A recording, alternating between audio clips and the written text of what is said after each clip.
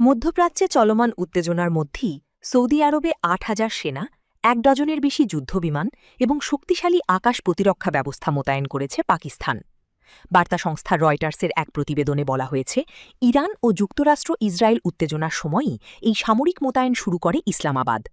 সংশ্লিষ্ট ৩ জন নিরাপত্তা কর্মকর্তা জানিয়েছেন, সৌদি আরব ভবিষ্যতে কোনো হামলার শিকার হলে পাকিস্তানি সেনারা সরাসরি সৌদি বাহিনীকে সহায়তা করবে।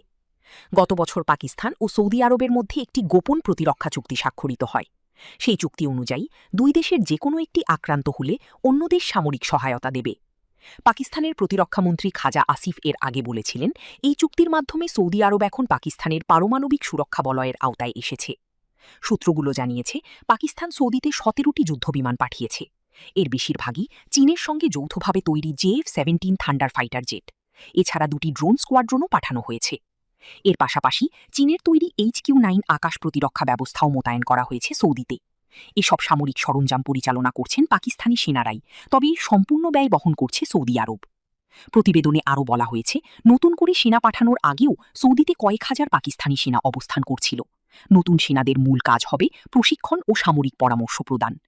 বিশ্লেষকদের মতে, যুদ্ধবিমান, ড্রোন, আকাশ প্রতিরক্ষা ব্যবস্থা এবং হাজার হাজার সেনার এই মোতায়েন কেবল প্রতীকী সহায়তা নয়, বরং এটি একটি পূর্ণাঙ্গ সামরিক প্রস্তুতির ইঙ্গিত।